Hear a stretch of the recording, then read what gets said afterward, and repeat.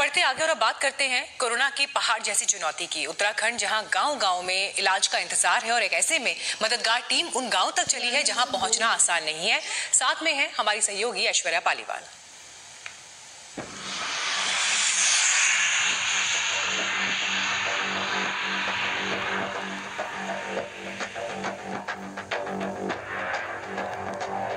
सामने रास्ता बहुत दुर्गम है, पहाड़ सी चुनौती है, लेकिन हौसले और हिम्मत उससे कहीं मजबूत है।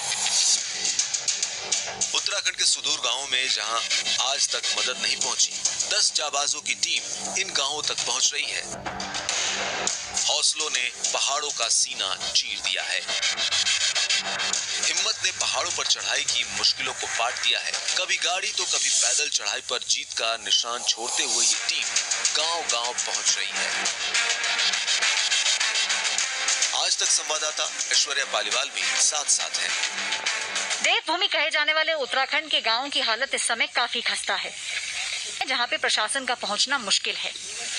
कई गांव तक पहुंचने के रास्ते अभी नहीं बने हैं। एक टीम ऐसी तैयार हुई है जिसने ये मिशन बना लिया है कि दूर दराज गांव में जाके हैंड सैनिटाइजर देंगे, मास्क देंगे और उन लोगों को जागरूक करेंगे कि कोविड-19 से क्या हो सकता है। कभी दर्जन भर घरों वाले गांव मिले तो कभी थोड़े बड़े गांव रास्ते में आए। इस टीम ने दवाओं से लेकर मास्क, सैनिटाइजर और दूसरी जरूरी चीजों के साथ कोरोना से जंग के लिए तैयार किया। घर घर तक पहुंचे। एक गांव में मिशन पूरा तो फिर अगले गांव की मंजिल पर कदम बढ़े। आप लोगों ने कब से देना शुरू किया है यहाँ पे मास्क वगैरह?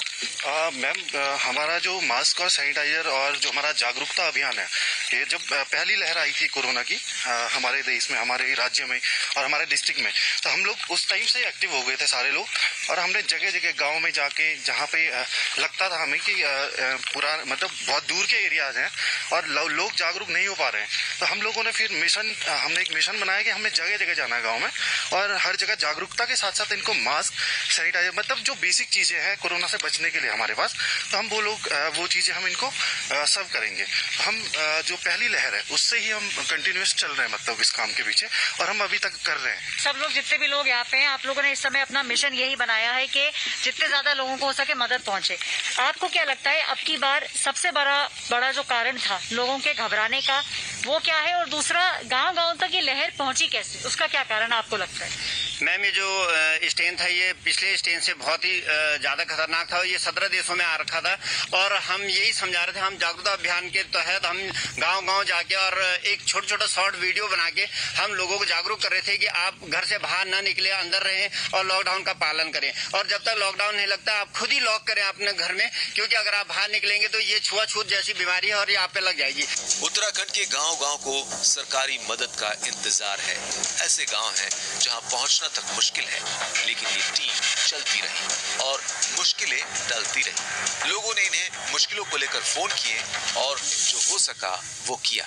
ज्यादातर उन गांव में जाने की कोशिश हो रही है जहां पर लोग मुश्किल से पहुंच रहे हैं। जो रिमोट गांव है वहां पर इस समय जाने की कोशिश काफी ज्यादा चालू है और गांव वालों को ये बताने की भी कोशिश हो रही है कि ये जो चीजें उनको दी जा रही हैं, चाहे वो इम्यूनिटी बूस्टर हो या फिर वो मास्क हो, ये सब चीजें उन्हीं के लिए है और जितनी ज्यादा इन चीजों का वो इस्तेमाल करेंगे उनके लिए उतना ही बेहतर होगा। इस तरीके का प्रोग्राम अब उत्तराखंड के गाँव-गाँव में किया जा रहा है।